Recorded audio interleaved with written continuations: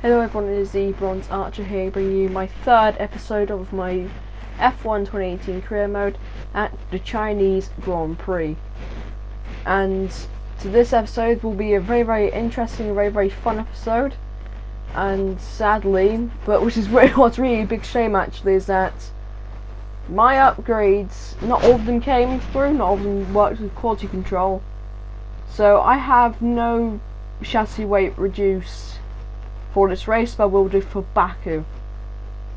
And I'm just having a look through all the other upgrades, see what I can get. I'm going to plan on getting another engine upgrade as well, probably by the time we get to Baku, which I should end up getting at the end of the episode. So now I'm going to pass you over to David Croft and Anthony Davison for the introduction to practice. Session here at the Shanghai International Circuit.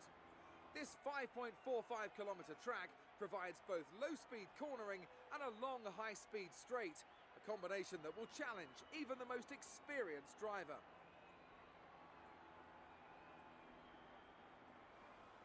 Welcome then to all our viewers, and of course to Anthony Davison as well. Now Ant, I wanted to ask you, obviously there's a lot of hard work involved in these sessions, a lot of simulations as well. Is this something the drivers enjoy, or is it just a routine that becomes a chore? There's nothing routine about driving a Formula 1 car, I can tell you that. 300 kilometers per hour down the straights, 4G through the corners. It's hard to ignore those forces acting on your body. It's lap after lap of hard, exhausting work. You always enjoy driving these cars. It's a real privilege. Although I must say, if you're having a day where you can't get the car to do what you want, and it's generally underperforming, then it's a lot harder to stay motivated. But never a chore, no. Even if you're having a tough start to the weekend, at this point you know that if you work hard at it, there's still an opportunity to turn things around. As I'm now going to take you around the lap at Shanghai in a 1982 McLaren F1 car driven by John Watson and Niki Lauda. I hope you enjoyed this good old-fashioned classic F1 lap.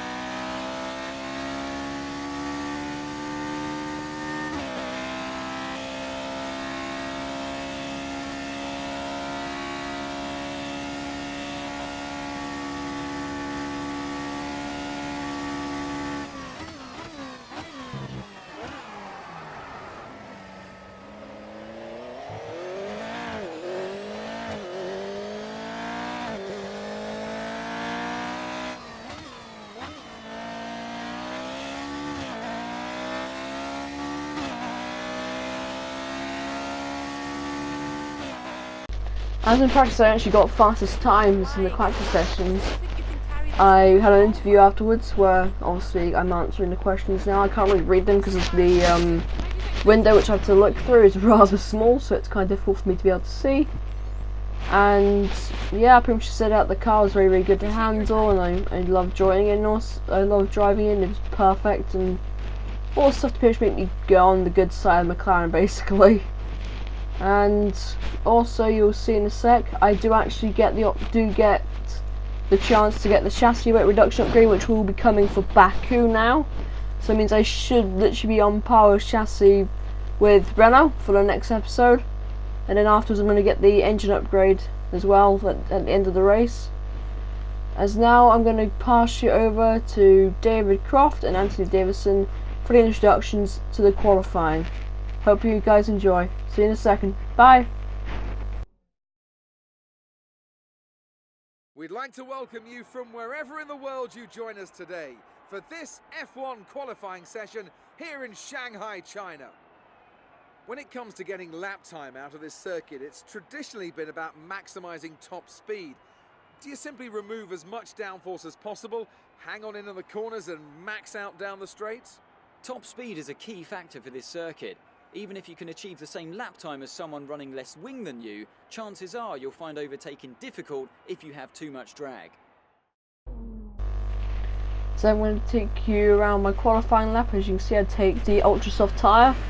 I'm now down the soft finish. Here we go, up into 8th gear now. Flat out, top speed. I'm a little bit slow. I'm actually the slowest car in the straight line at the moment.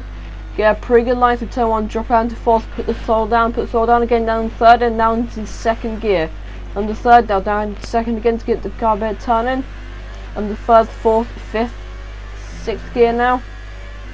I'm the 7th, just holding it flat out through a little kink, braking down to 3rd gear.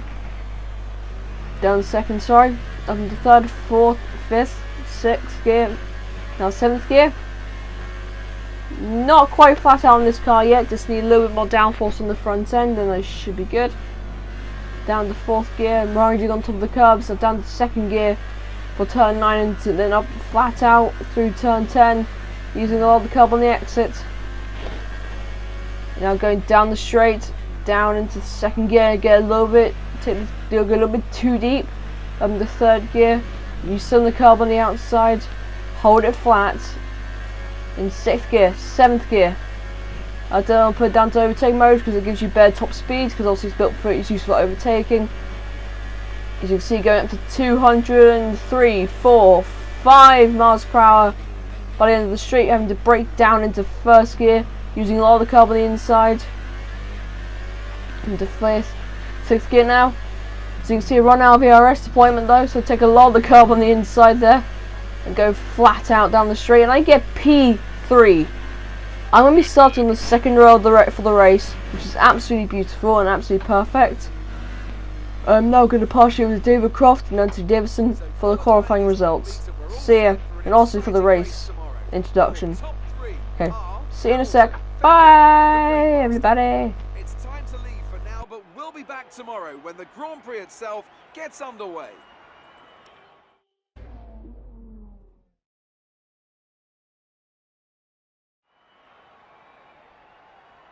Ever since the Sauber of Felipe Massa passed Jenson Button into turn 1 at the very first Chinese Grand Prix in 2004, Shanghai has consistently provided close racing and extraordinary memories.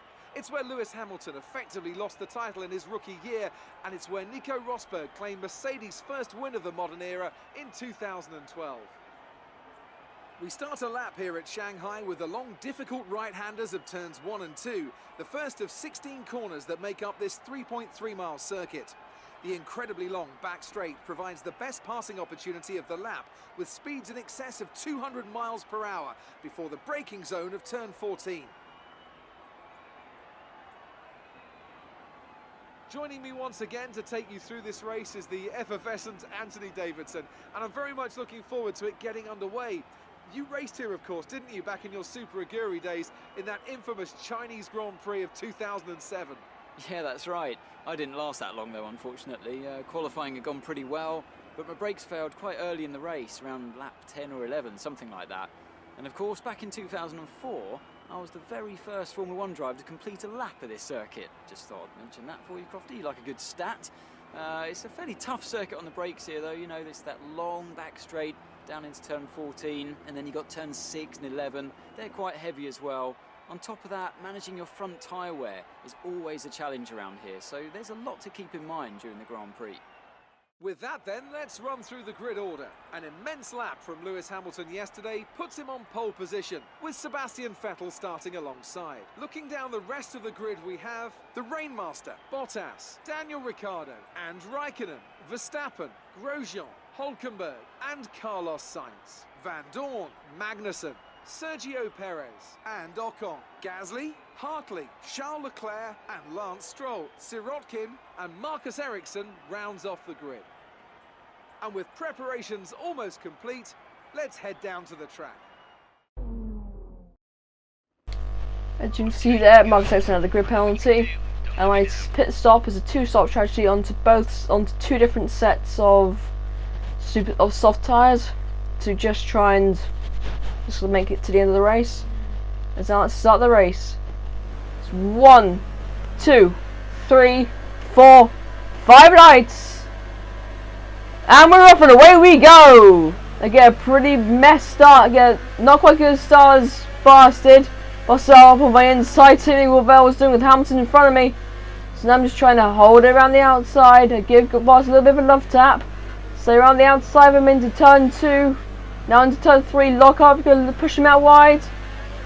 It's like literally the indication arrows are going absolutely ridiculous right now. So currently in the slipstream of Lewis Hamilton and Sebastian Vettel, as they're both squabbling, he's going to lose themselves some time. As you can see, I'm right near the back of Sebastian Vettel's car there, almost stepping on the end of the gearbox. Now going up into turn 7 and 8, turn 6, turn 7 and 8, sorry. Down to 4th gear, trying not to hit the back of Vettel. So try to go around the outside, I think this will really quite work. Go up onto the inside for turn 9, sorry for yawning. Up on the inside for turn 10, give him a little bit of punt to get him out the way. The Liberty Bell will be very impressed with me for doing that, but I don't really care. Next target though is my rival, actually my F1 idol, so Lewis Hamilton. So this is going to be really quite interesting to try and see what I can do to try and overtake him. I don't quite take the turn flat out, unlike what probably Hamilton was able to do with the higher downforce in that Mercedes. Now down the back straight we go, I'm in the slipstream. I think I'm going to be quite close enough to make an overtaking manoeuvre. Up to 200 miles per hour, 201, 202. Look on the outside, see if I can get an overtake done. I get a pretty good line though. But as you can see there, didn't quite get the overtake done. Now onto lap 2. I'm catching up, I'm much closer than I was to the last lap. I go up onto his outside, give him a little bit of a touch. He just about to stay side by side, just has a little bit more of edge on me because he's got the Mercedes power unit. I didn't lock up, go off the circuit. I go flat out back onto the track again. So until lap 6, I'm actually close enough to be able to challenge him again. So it's taking me a little bit of time. I have to go down to no ERS appointments and try and save some stuff. Now going back up to overtaking mode. Go up onto his inside. Sparks are flying. Going down to the hairpin. On his inside. Let's get the overtake done. Get a little bit of a snaky exit though. The tail goes a little bit out. Now I'm going to brake early. Go do a little bit of a switchback maneuver. Get the power back on him again. Using the ERS and rich revs to try and catch up alongside him. And side by side down to turn 1. But Hamilton just to go right around the outside. Go really quite wide. I got to brake and go back on the power again. Go up on the inside. Me and him make contact. Though I put my hand up in frustration. As I go a little bit wide, Hamilton goes up on my inside a little bit, but doesn't quite seem to be able to get enough traction there. Now it's on lap 7. And then nothing really happens until lap 10, which is really quite a big shame. So as I come into the pit lane, I don't really quite misjudge my braking point, and neither will Lewis Hamilton did back in 2007. At least there's any gravel there, and you also need to can't beat yourself in the gravel. Get myself into the pit lane, lean mixture, and no ERS appointment just to save up the ERS as I'm in the pit lane. There's also 2 other drivers following me, which are Kimi Räikkönen and Valtteri Bottas. Come in, put the clutch down, put the throttle down, and drop the throttle as soon as we land on the ground. So driving off as Hamilton just though, and I mean only just, gets in front of me on the exit of the pit lane. Until the end of that lap, but now I'm able to go around his outside and go down side by side with him yet again. We kind of pretty much equal on speed this time round though. As I try and do a little bit of switchback maneuver, doesn't really quite work out though. I'm to 4th gear, 5th gear now, 6th gear. I try and get a good line. As Stoffel comes into the pit lane, up into 7th gear now. Not quite able to keep up with him.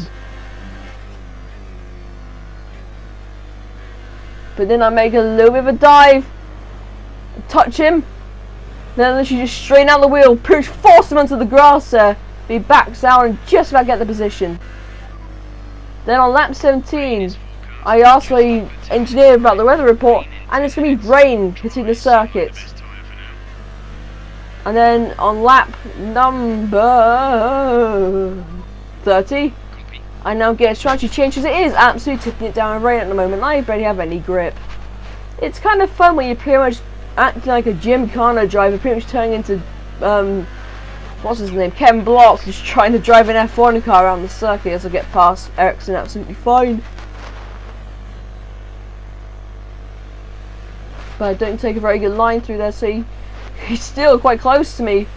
And so now I was holding him down in 5th gear. Not even 50% throttle. That's how little grip I actually currently have with this car. It's not very easy to drive. As now I'm going down the straight. We go up into 8th gear, down the standard revs. Currently running a low ERS deployment. So as I'm going down into the hairpin, go really, really wide. You can still I've got no grip, and as I lose the back end on the exit. So now we're going down the little straight. Just being cautious going into the entry of the pit lane. And now I'm just going to 3rd. I'm into 4th gear. As I go down to 50 miles per hour. Now heading down the pit lane we go for my 2nd stop of the race. As it's going to be a quick little boom, boom, on and off. I actually hold a little bit too much power and get released. Deactivate the limiter. And my next target is Sebastian Vettel. And it's at the end now. It's at the end of lap 31. Me and Vettel are rather close. I get a pretty good run though. This fella's still on slick tyres. Pushes off on the inside of him.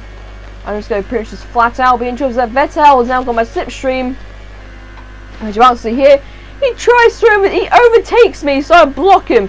Push him right next to the grass, like I did back in F1 2017. If anyone's actually ever seen the 2nd episode of my career mode when I was racing fast. And now I put a little scroll on the throttle, do a little good old-fashioned switch back across the curb. And there's my lead back. Back to what it used to be, and then back to where it should be. I'm so sorry for yawning, I really am. I don't know why I'm so tired. And from then on, nothing really happens. On lap 36, I go back into the pit lane for slick tyres, which are back onto soft tyres. As you can see here, this is mash the throttle down the straight. Keep looking behind me. The camera angle, I just wasn't mixing around with the cameras to see what would look really quite nice. This is what they use for the actual F1 racing in real life. They don't use the one which I tend to use. So into the pit lane I go. Then I realize I'm in the wrong camera angle. I'm like, oh god! Go back into the right camera angle again. I go, just try and be a little bit annoying, just because why not? Into the pit lane I go. Hold throttle. Let go of the throttle. Let go of the not throttle. Let go of the clutch. And off I go. Cross the white line a little bit, so because yellow flags. Then at the end of that lap, though, the track's still a little bit damped and not quite while like. And so up on the inside goes Lewis Hamilton, so I'm going back into a slipstream. He's got DRS, so sometimes I won't have DRS now, so I'm in a slipstream. Go out of it, don't quite have enough speed. So we're back into it, back across again on his inside. Brake much later, down to 2nd gear, down to 1st gear, side by side. Then I get the overtake done.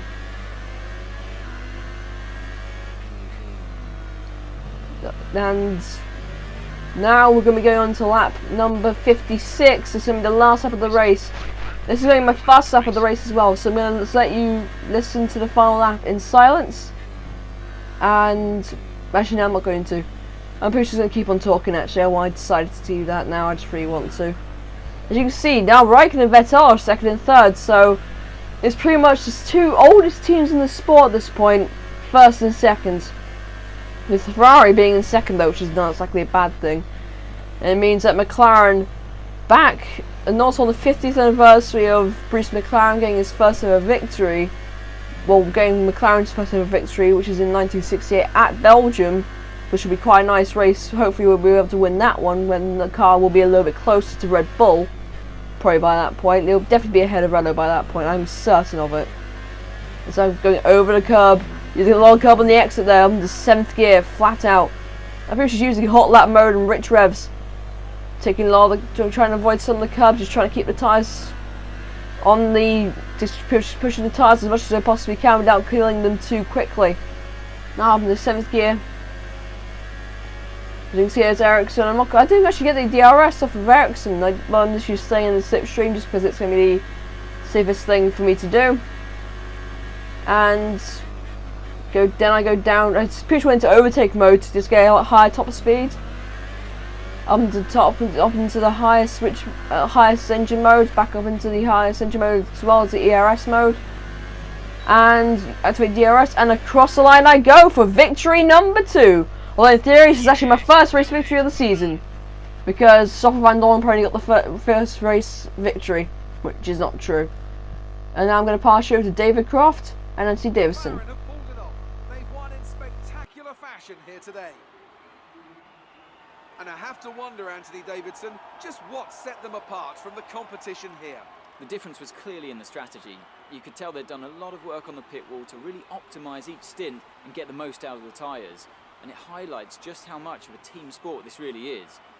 But credit to the driver as well, though. There's no good having a well-oiled machine behind the scenes without a talented hand on the wheel, of course.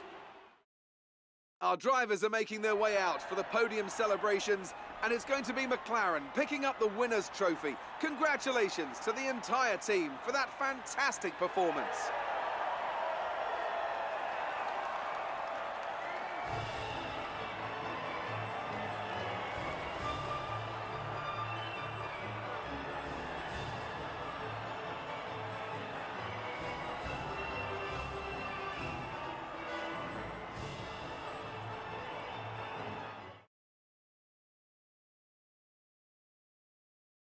And after this round of the World Championship, here's how things look in the Drivers' Table. Kimi Räikkönen takes the lead of the Drivers' Championship.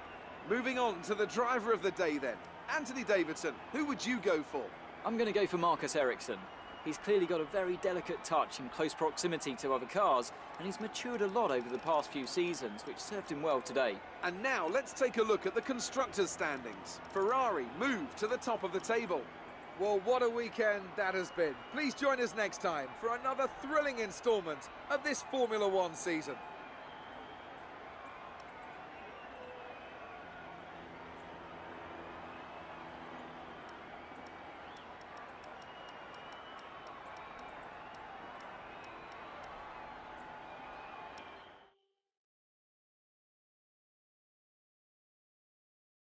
As I'm now about to get an interview by Claire. Push saying how my race went and all that, and so I'm going to leave you just see where I answer. Tell us about it from your perspective. See you. Bye. You really looked in control of your car out there. Your team must be thrilled. You took the top points today. Was it a comfortable win?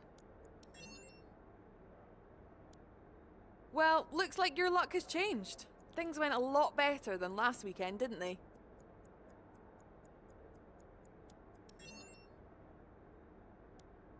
Everything went your way today.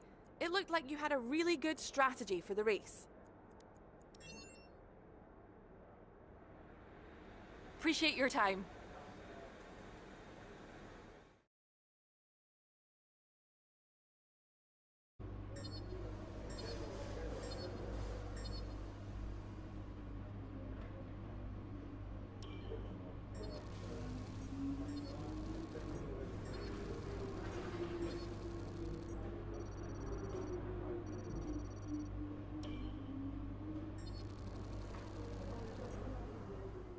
You can see there with all the results which I got, I pretty much now on the McLaren's good side, which is always a good thing. Fantastic podium. And I'm now going to choose to do the pursuit mode for the Red Bull 2010 car, and it'll be quite good fun to do, so chose that one instead. And also you can see here I'm going to get another engine upgrade for my car. I just wanted to see how much that would cost. It's like resource points. I'm not going to get that yet. For me, this is probably So I actually pressed square probably by mistake, so I'm going to get the engine upgrade which will be there for Spain.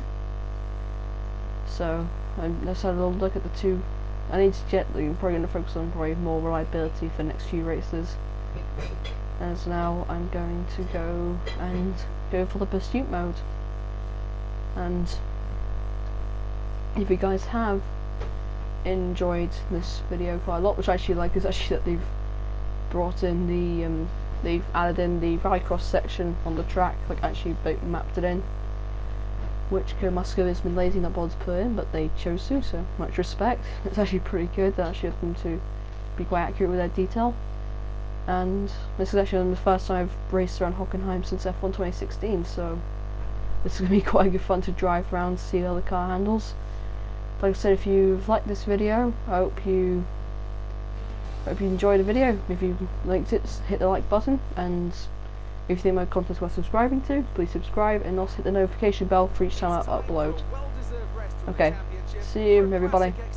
Bye. I'm going to leave you with the Red Bull gameplay for the next few minutes, just to hopefully if you want to watch it, you can watch it. If you don't, you don't have to watch it. Okay, see you. Bye. The Bronze Archer signing out. Peace.